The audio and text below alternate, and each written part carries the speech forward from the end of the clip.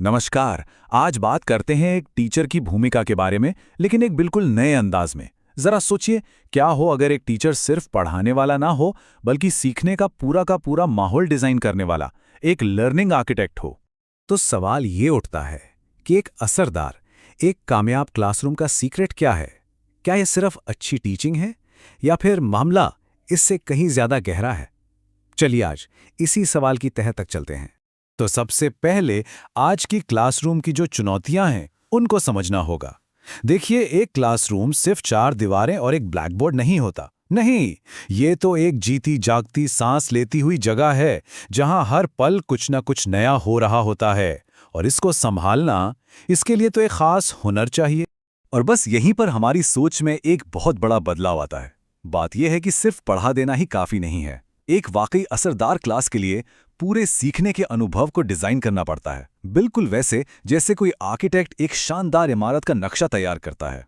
तो फिर एक लर्निंग आर्किटेक्ट बनने का ये सफर, ये शुरू कहां से होता है? जवाब है क्लासरूम की बुनियाद को मजबूत करने से। मतलब क्लास के अंदर की जो प्रक्रियाएं हैं, उनका सही मैनेजमेंट। आइए देखते हैं कि इसका मतलब क्या है। देखिए, हर टीचर के सामने ना 3 बड़ी मैनेजमेंट चुनौतियां आती हैं। पहली, ये कि क्लास का माहौल हर एक स्टूडेंट के लिए सीखने लायक कैसे बनाया जाए। दूसरी, जो हमारे पास कम समय और सीमित जगह है, उसका सबसे अच्छा इस्तेमाल कैसे हो, ताकि बच्चों का ध्यान न भटके। और तीसरी, और शायद सबसे अहम, अनुशासन और सीखने की ललक जगाने में एक टीचर की भूमिका आखिर है क्या।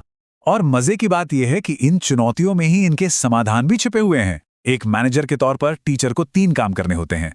पहला, सीखने के लिए एक ऐसा शानदार माहौल बनाना जिसमें बच्चे सेफ और सहज महसूस करें। दूसरा, समय और जगह का स्मार्ट इस्तेमाल करना ताकि फोकस बना रहे। और तीसरा, स्टूडेंट्स को इस तरह मोटिवेट करना कि उनमें अनुशासन और सीखने की चाहत खुद ब खुद जाग उठे।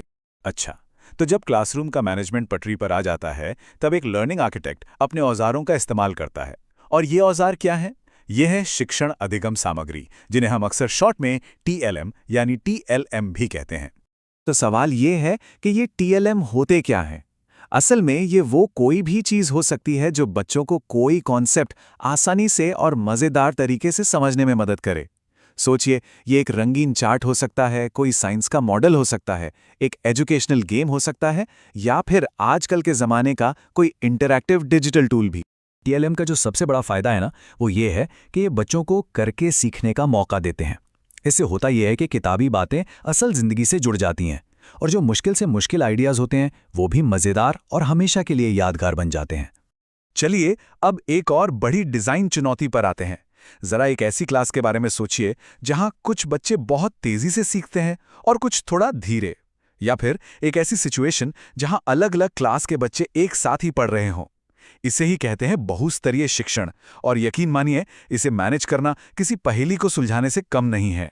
यहां पर ना 2 अलग अलग सिचुएशंस का फर्क समझना बहुत जरूरी है। देखिए, एक आम क्लास में टीचर सबको लगभग एक ही तरीके से पढ़ाता है, लेकिन एक मल्टी लेवल क्लास में टीचर को एक ही वक्त पर कई अलग अलग लेवल के बच्चों की जरूरतों का ध्यान रखना पड़ता है। और ये वाकई एक बहुत मुश्किल काम है, जिसके लिए एक बहुत ही खास तरह की प्लानिंग चाहिए। तो फिर सवाल उठता है कि ऐसी क्लास को मैनेज कैसे किया जाए। इसका फॉर्मूला आप कह सकते हैं 3 हिस्सों में बटा हुआ है। सबसे पहले तो ये समझना होगा कि इस माहौल की असल समस्याएं हैं क्या। फिर उन अलग अलग जरूरतों के हिसाब से सही स्ट्रैटेजी बनानी होगी। और आखिर में हर बच्चे के अपने लेवल के हिसाब से दिलचस्प एक्टिविटीज डिजाइन करनी होंगी। और अब हम पहुंचते हैं एक लर्निंग आर्किटेक्ट के सबसे जरूरी, सबसे अहम काम पर, और वो है सीखने का ब्लूप्रिंट तैयार करना, यानी कि लर्निंग एक्टिविटीज की प्लानिंग।